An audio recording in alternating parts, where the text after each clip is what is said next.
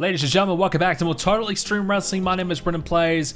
Well, we are here for our All Elite Wrestling say, but before we get there, we have the Ring of Honor Anniversary Show. And on this night, we have stacked the deck a little bit. We've thrown some AEW wrestlers to put on a good show here for Ring of Honor to try and boost up the company and kind of get them on the right footing to start with. And this will be the last show we're going to book for Ring of Honor. After this one, we're done with Ring of Honor. We're just going to let the game play it out because it's too much to book. Yeah, Ring of Honor and AEW, it's just too much. So this is the last one, but I'm hopeful that it is a good one at least. So we might also jump straight into it. The last thing I want to mention that before we do get into it, Cesaro is going to work for PW Pro Wrestling Noah. So no Cesaro in this card, which is going to hurt us big time because he was part of probably the biggest, I feel like was probably going to be the best match of the card, and that was Cesaro versus Johnny Honor. So now we've lost that.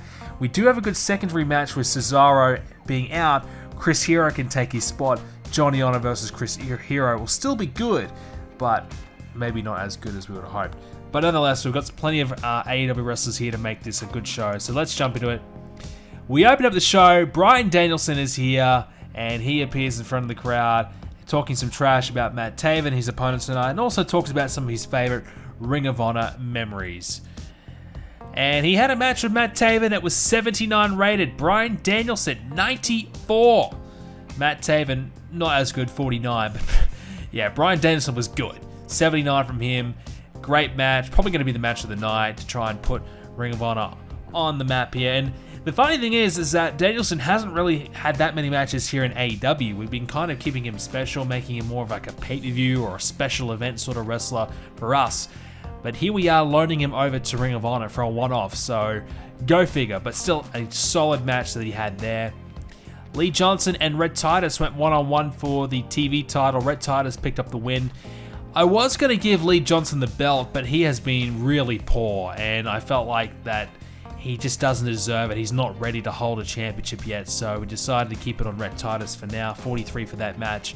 Johnny Honor is furious that Cesaro isn't here and promises to take it out on Hero. So, yeah, 70 rated for that one. So we are improvising and going to Johnny Honor instead of Cesaro. We've got Chris Hero. In the match, still pretty good. 74 rated. Johnny Honor beating Chris Hero. 20-minute match. Johnny Honor 68, Hero 62. And it was a 74 rated one. Pretty good.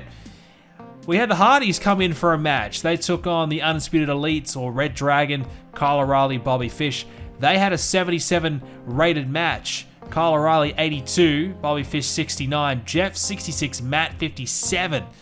Not great, was it? Yeah, pretty poor from the Hardys, but a good overall match nonetheless. 77. The Hardys actually grabbed the win, so I'm kind of regretting that now, but they did pick up the win in the end. Yeah, I felt like it was good to get the Hardys here for Ring of Honor for another appearance. They didn't have a long run in Ring of Honor, but a memorable one anyways, and of course Red Dragon, plenty of time there, so good to get both teams there for a one-off. Adam Cole's here as well. He gloats about how great he was in Ring of Honor. Now here's where we're doing something a little bit controversial, and I feel like I'm going to regret this quite deeply, but I don't think it's going to affect him too much because it is Ring of Honor, not AEW. I don't think it's going to hurt Adam Cole, but he's going to take a loss. We've signed Killer Cross to Ring of Honor, and he beats Adam Cole in his debut. It's a risk, I know, it's a big risk, but these two had great chemistry. They had a great match. 76 rated, Adam Cole 82, Killer Cross 65. Now we kept Adam Cole strong. So it was a flash pinfall. Scarlett's here as well. She's interfering. She's helping out. All the shenanigans to make sure Adam Cole was happy because Adam Cole had creative control and he wanted all these different stipulations applied before he would be willing to do the job. So in the end, he did agree to it. 76 rated match. Trying to put Killer Cross on the map here in Ring of Honor, and I feel like he could be the guy to help carry the company in the long term. I feel like he's got star potential, and it was a big risk, but I feel like it could pay off for them. And we need to, if we're going to leave Ring of Honor, we need to leave them, in a positive way. And I feel like we might get that here. And in the end, he might not even gain anything, Killer Cross, because we only have a very small viewership. We don't even know if it will really matter at all. The Briscoes are here, and we're going to have Mark Briscoe officially turn heel. Unfortunately, one's a heel, one's a face. We're going to fix that. They're both heels now, cutting a promo on the Gun Club. 58 for the promo, 58 for the match.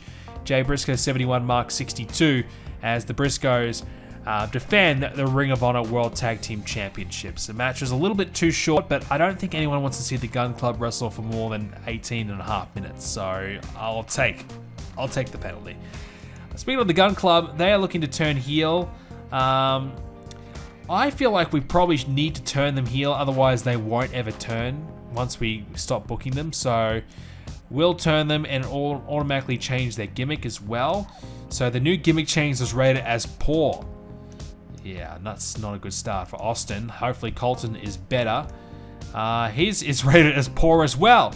So the gimmick of being an ass boy hasn't quite worked out well. Yeah, so not a good start to their new run. Post-match, Enzo and Morrissey are here. They're teaming up once again. They call out the Briscoes, so we set up for Enzo and Morrissey versus the Briscoes here. Not that we're going to book it, but if they want to, it's there. 58 for that one. Lots of 58s. Kira Hogan and Deonna Purrazzo had a 53 rated match as Deonna defends her Ring of Honor World Women's Championship for the second time. Hogan 44, Deonna 50. Not a bad match, actually. We are looking to bring Kira back to the main roster to maybe align her with Red Velvet to give us another tag team. So, yeah, 53 for that one. Anthony Ogogo wins the Ring of Honor Pure title from Josh Woods in a 36 rated match. Not a great match. Ogogo 34, Woods 46. Yeah, look, Ogogo's not very good, but he's got star power. I feel like it's worth keeping him, relatively strong. He might be able to produce some good performances down the road with a bit more experience. So we're going to try and make sure that he at least gets booked fairly decently with a Pure title around his waist. All right, before our main event, Jay Lethal cuts a promo on Jonathan Gresham, and our main event was Gresham and Lethal for the Ring of Honor World title. Jay Lethal wins the world title, 78 rated. Jay Lethal 76, Gresham 73. Overall, a pretty good match, surprisingly. Jay Lethal delivering the goods. So, yeah, we're going to go with Lethal as the champion for now. I felt like if we kept booking it, eventually either Cesaro, maybe Killer Cross, or even Johnny Honor would probably get the belt. But Jay Lethal's a good start. He's been champion before, so it kind of makes sense to go back there. Someone who's established from the Ring of Honor audience before we move it on to someone else, somebody different. But nonetheless, it's in the hands of the AI now, a 78 rated Ring of Honor anniversary show. Thanks to the help of some AEW wrestlers, we ended up with a good show. So that will hopefully help Ring of Honor and hopefully leave them in a good position before we go. Jay Lethal, let's give him some praise. Adam Cole obviously did the big job. We'll give him a hug. And, even Killer Cross. Nice work from him. That's it. That's Ring of Honor finished. Alright, to close it out with Ring of Honor, let's take a look at the results of the pay-per-view and look at all these guys gone from the company. Mark Briscoe's contract is up. We want to make sure that gets retained.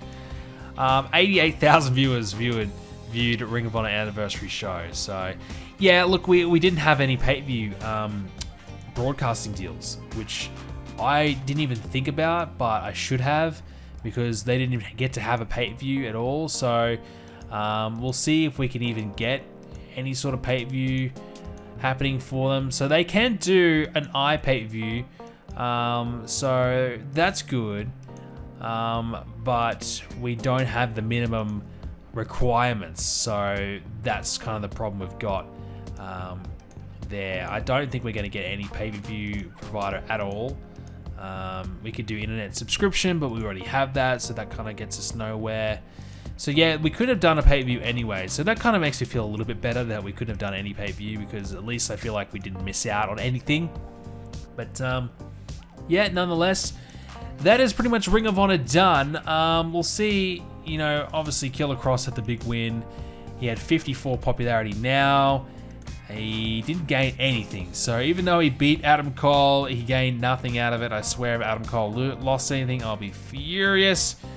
But, well, look, we did what we could to try and leave Ring of Honor in a positive, healthy state. Before we left, they had a great show. I don't think they're ever going to do better than that. But, yeah, look, I think this is positive nonetheless. For Ring of Honor, obviously most of their progression is going to happen through the television show because that's where they've got a decent amount of viewers. But for now, it's up to them. We've given them plenty of good wrestlers. Jeff Cobb's come in as well. Jay Lethal, Cesaro. Look, I feel like they have got plenty of talent to work with. Some that I would love to have in AEW, but we're happy just to keep them here in Ring of Honor for now. But we close the chapter on Ring of Honor. It's done. We've got an episode of Dynamite booked and ready to go. Very match-heavy show. We're just kind of doing short, sharp, sweet matches. We're going with a bit of a different format. Lots more matches, as I said. Shorter promos. Let's see how it goes. Let's jump into this week's edition of Dynamite. On the pre-show, Anthony Bowens took on Mike Seidel. 47 rated match. That's quite high, surprising. Anthony Bowens 42, Mike Seidel 46. So pretty good from all competitors there. Bowens picked up the win, of course. We had our first chance to see what our new tag team of the Baddies can produce. Now, we haven't officially called up Kiera Hogan to the main roster, but we will. She's going to team up with Red Velvet going forward. And we saw Red performing at 33 and Hogan performing at 42. Not bad. I mean, I think we can work with that. It's not an eye candy match either. It's just a standard straight up match. Red Velvet with Brandy was definitely the weak link, but now that she's had a couple of wins over Brandy, she's gained a bit more popularity. She seems like she's more capable of taking that next step and not being, a real lackey in a team. And Hogan, well, despite the fact she hasn't got a lot of popularity, she's still quite decent in the ring, so she's able to perform a bit higher than her popularity, which is good. Nonetheless, they pick up a win over Julie Hart and Leva Bates. Paul White does a promo on the pre-show and he talks about getting back into the ring. So we haven't really used Paul White at all. I know in real life he's got some injuries and stuff like that, and at this stage of his career, you really kind of use him in a sporadic sort of way. But I guess, we've had a couple of feuds with him, and he's put up a few guys. But I'm thinking, we could definitely utilize him in a bigger way. Someone like Wardlow powerbombing Paul White, I feel like that would be very effective. Or, Lance Archer and Paul White have had some matches for us already. We could revisit that. Keith Lee, Will Hobbs. There's a few big guys that could certainly benefit from taking down a Paul White. So 78. So he certainly can deliver a very good promo still.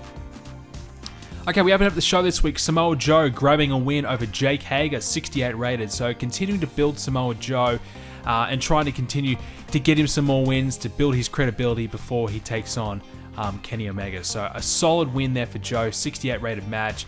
Joe only performing at 64, which is not amazing. It's not as strong as we would like.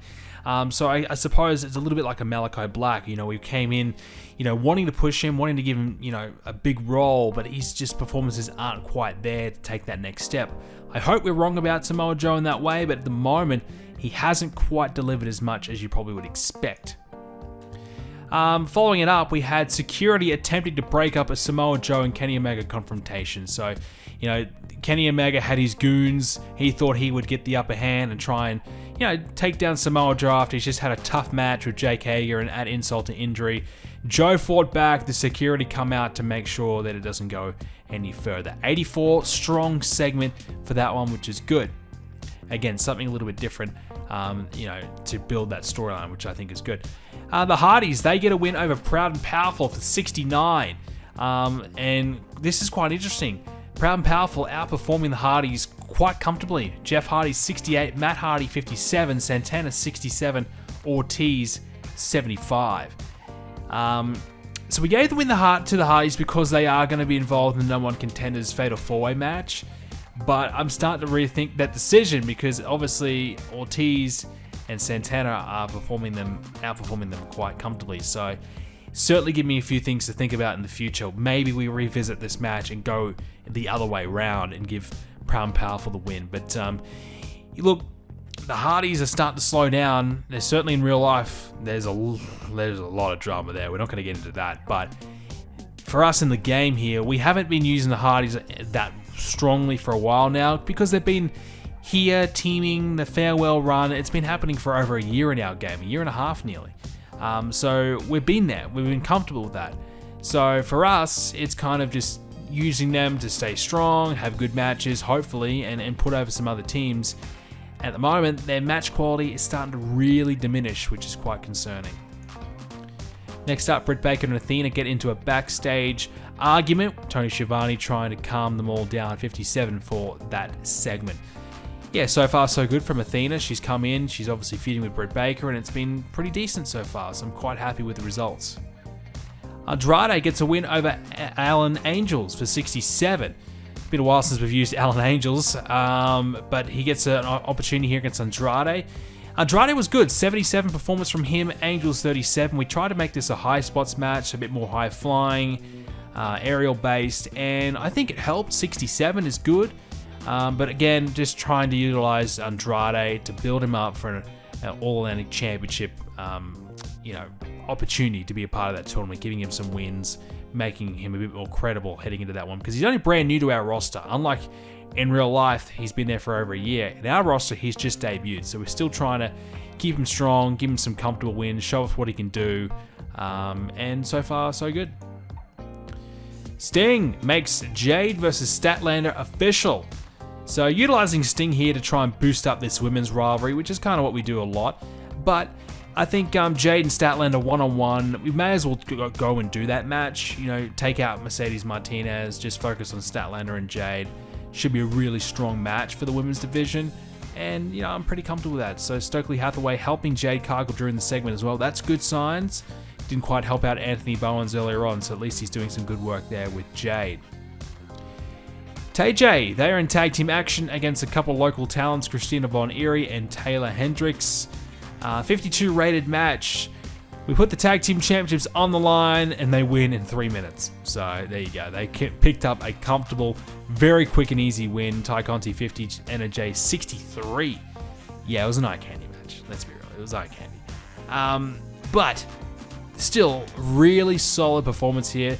I figured we don't quite have a genuine opponent set for them just yet. We haven't started anything.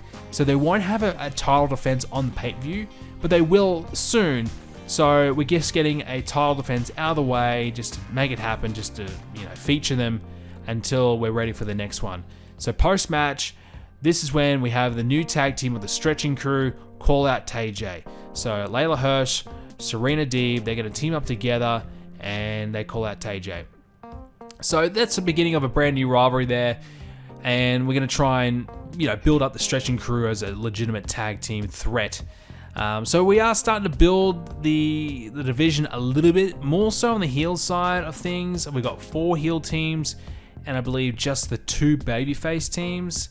Now that we're going to add the baddies, so we obviously need to add 1 more babyface team at least. If we could get maybe 2 more, that'd be great. Not sure how we would do it. I mean, Thunder Rosa's not doing a lot. Statlander might not be doing too much after this one. Tony Storm's obviously available. So there's options for sure. We just have to try and maybe throw a couple together and hope that it works. And I don't like to do that too much, but some people just kind of work together, I think, well. Layla and Serena got nothing happening. A tag team kind of suits them, I think, and it can really take them that next level.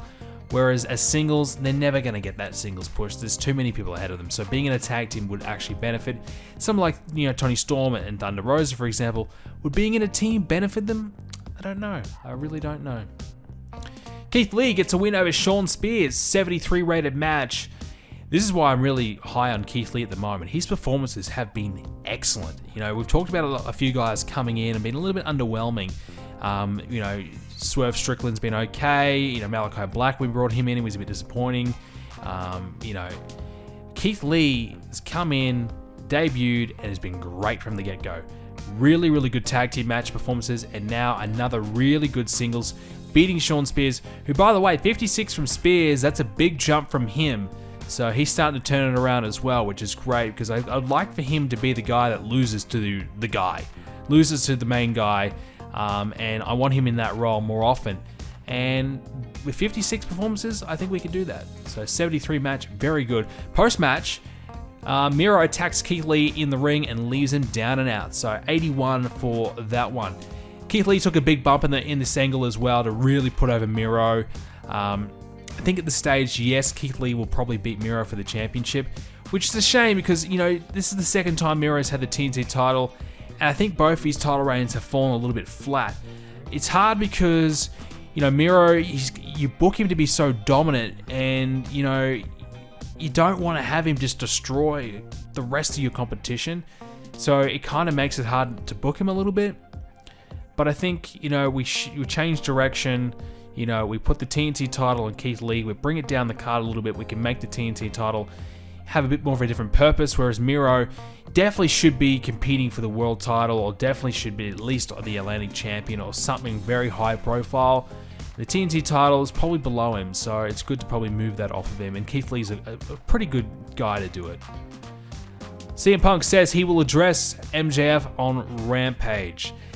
We had a few extra minutes on the show. I figured we'd throw CM Punk on there just to get him out there. But yeah, 83 for that one. So he didn't have a lot of time, but just wanted to, hype up Rampage a little bit, I suppose. Encourage people to tune in. SCU loses to Jurassic Express 52 rated match.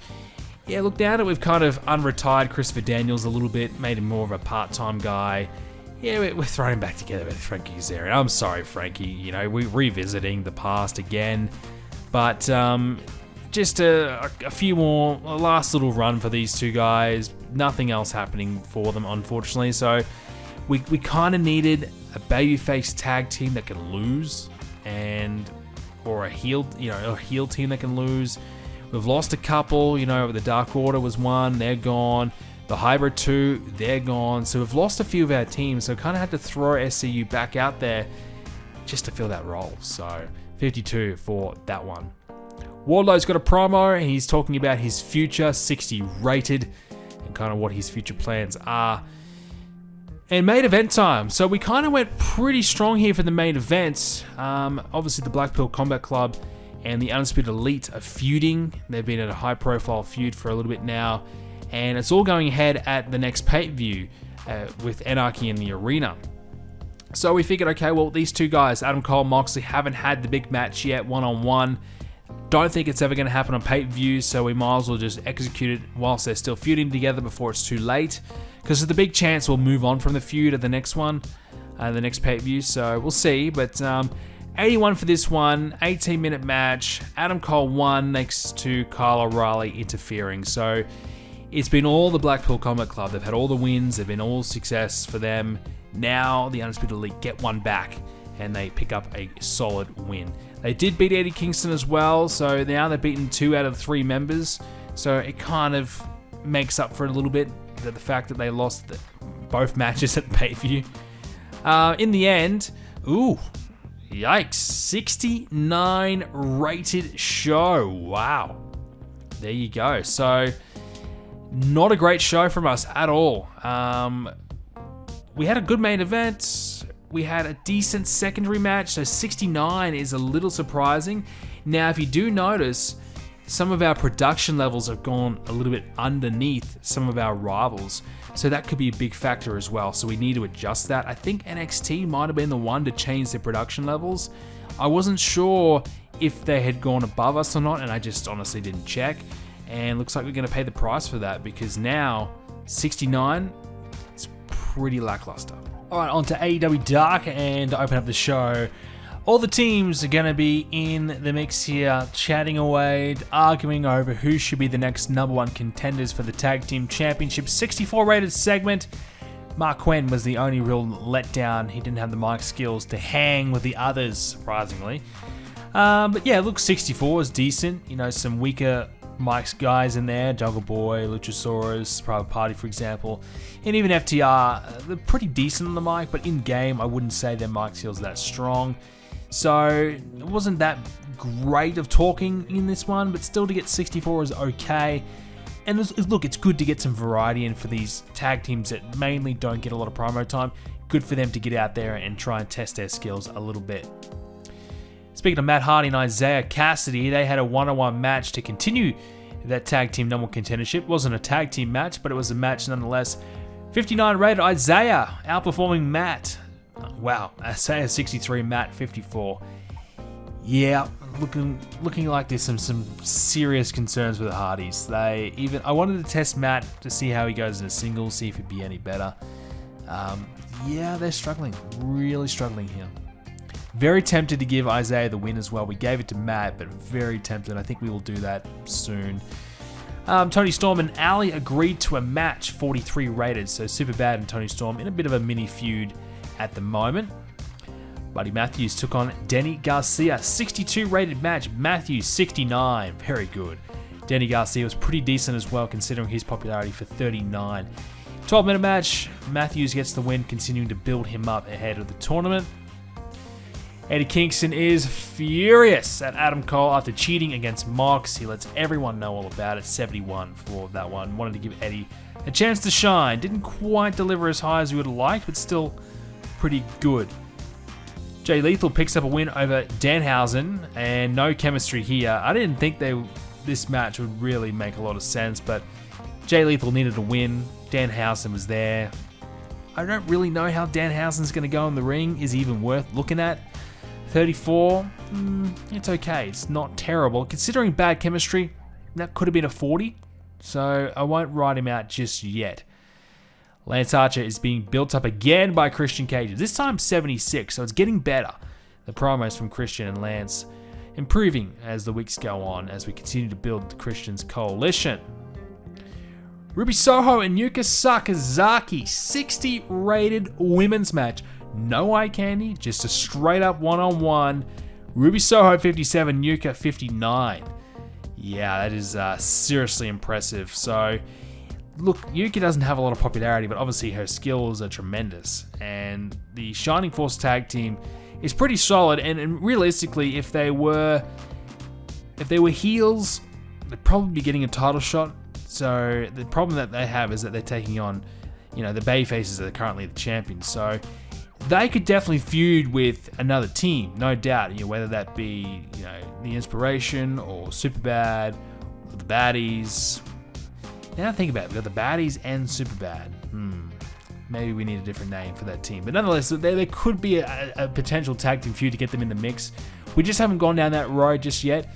But performances like 59 from Sakazaki, you have to start considering it. 60 rated women's match is very, very good. Still considering Ruby Soho to potentially take the championship from Jade. We are considering it. And she's still there. So I feel like I haven't booked her that lately because I want to keep her strong. I don't want her losing unless I want her to be being involved in meaningful segments. But out of sight, out of mind. So I figured, well, geez, we better get her back on TV, or even if it's Dark, doing something. The Man of the Year discussed the Atlantic Championship Tournament, 40 rated for that one. So just a promo to kind of get Ethan out there doing something, letting everyone know how great he is. Ray Phoenix gets a win over Wheeler Yuta in the main event, 71 rated. Wanted to give Ray another win. He's had a few losses as of late, so I wanted to give him a few more wins before the tournament begins. And look, Yuta, this could have been a last chance qualifier sort of situation for him. He loses again though to Ray, 71 rated. Look, I want to see if Wheeler Yuta is worth looking at as well. 38 rated from him, suggesting that maybe there is something there. So I figured, let's give him some high-profile matches and see if he can deliver. And so far, he's been okay. 71 rated for that one, 67 edition of Dark. Nearly better than Dynamite. Yikes, that's not good. And for Rampage, let's close out this episode. We've got John Silver and Penta. Well, this is just meant to be a throwaway match on the pre-show, but they had a 71 rated. Penta, 79. Great chemistry between these two. Did not expect that. Look, Ray Phoenix has been the star of the group. Let's be real. Penta has not been anywhere near Ray, but let's not sleep on him. 79 rated performance. Hang on a second. So he's not going to be in the Atlantic tournament, so we might have him in a big qualifying match against someone. Maybe Samoa Joe or something like that, where Penta gets that big chance to be a part of it but loses. At least he'll have a really strong match involved with it, but not actually qualify. But still, 71 rated match would have to... Oh man, I wish we could squeeze him in. That was really good. Okay, let's open up the show. MJF, CM Punk agree to a second match at the House That Always Wins. No referee needed.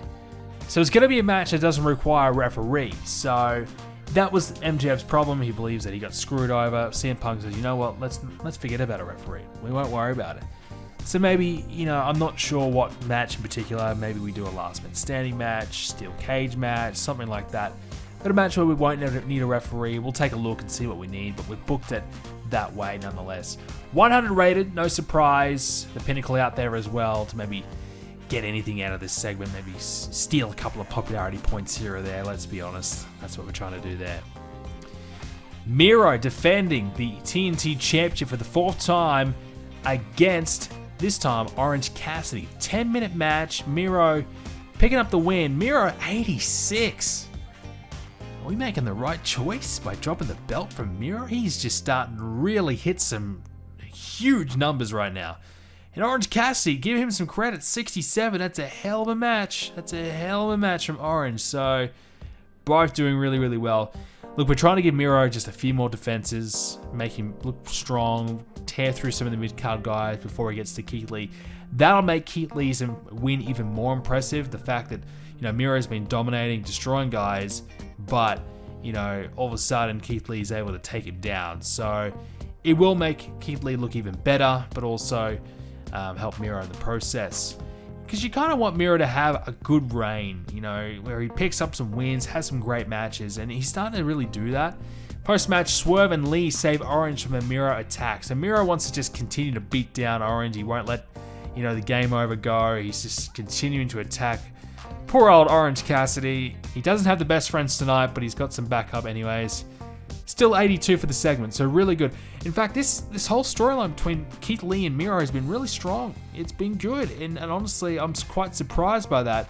But Keith Lee has delivered, and Miro has been unbelievable, so I'm really happy with where this is heading.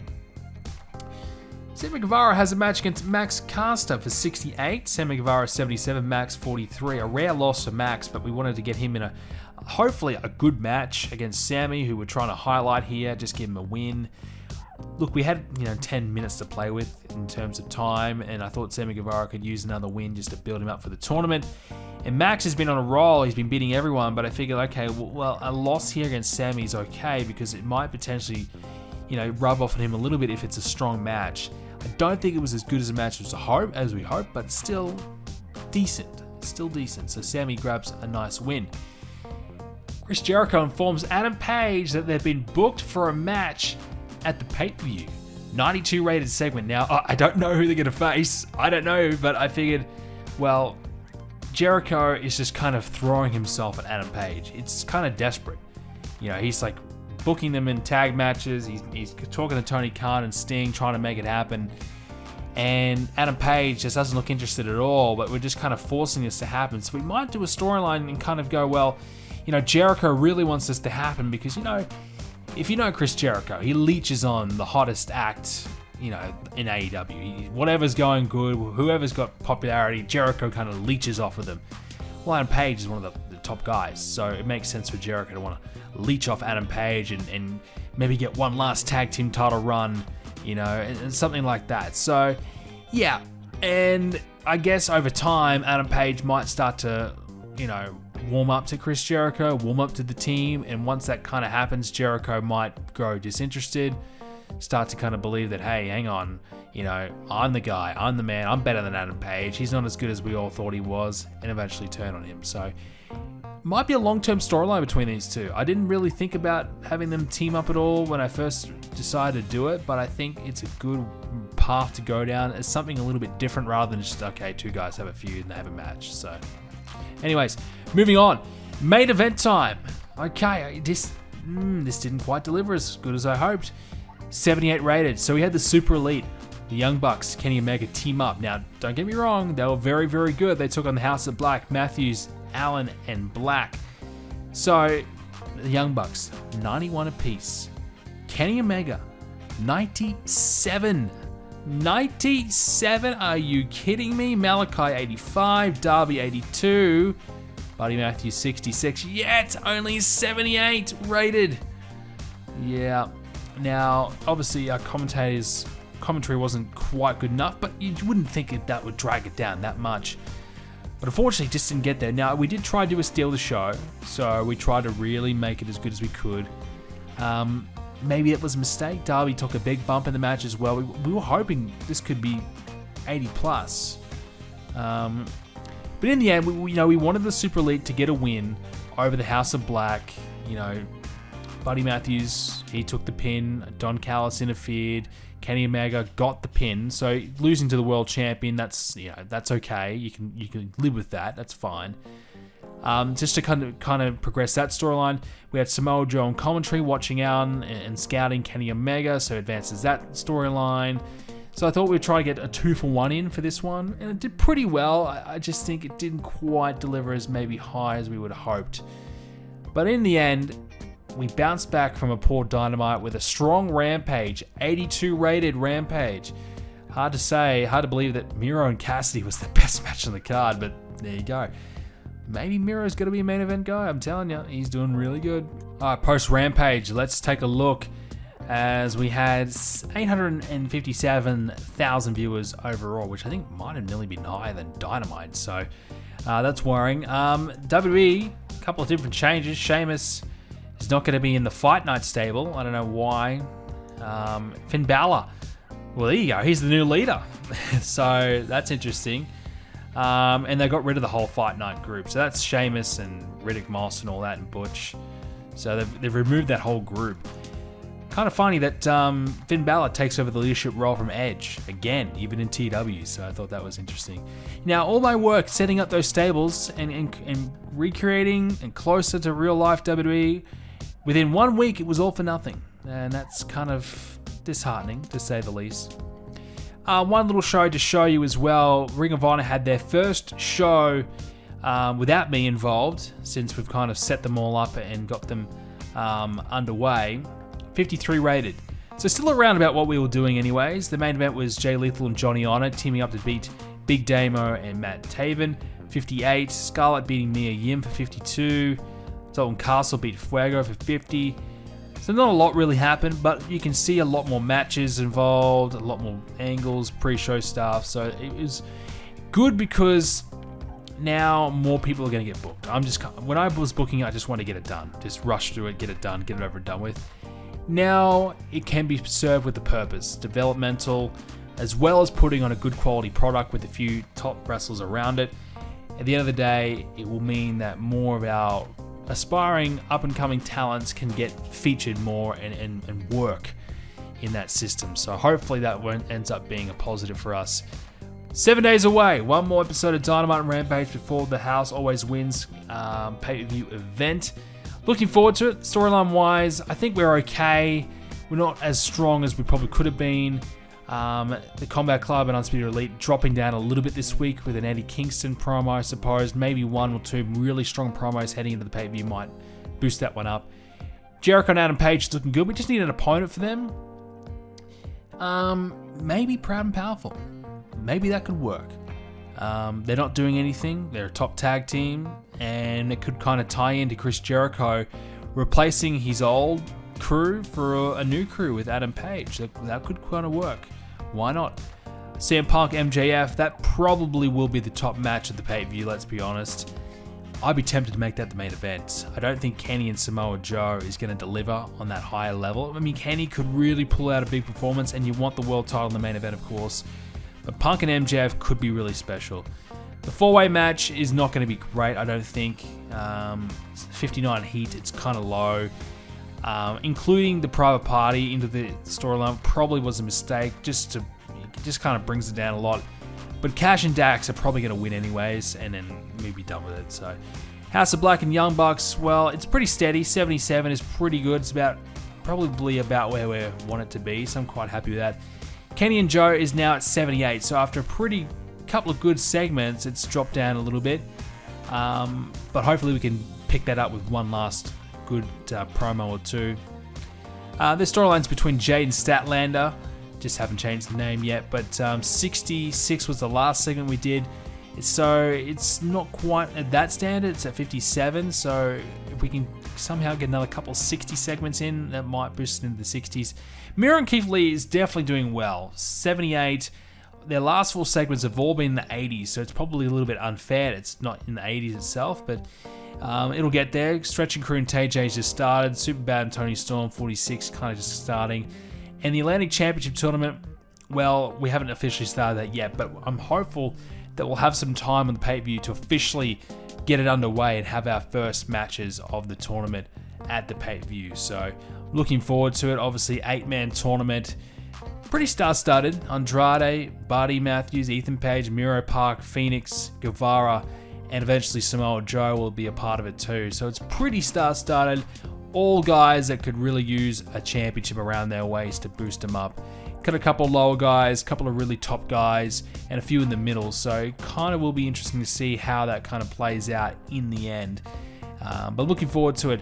But that's pretty much all we have time for this edition, ladies and gentlemen, of Totally True Wrestling. We're getting close to our next pay-per-view, so hopefully you'll join us for that one. Thanks so much, guys, for watching. I hope you enjoyed it. We'll see you in the next one.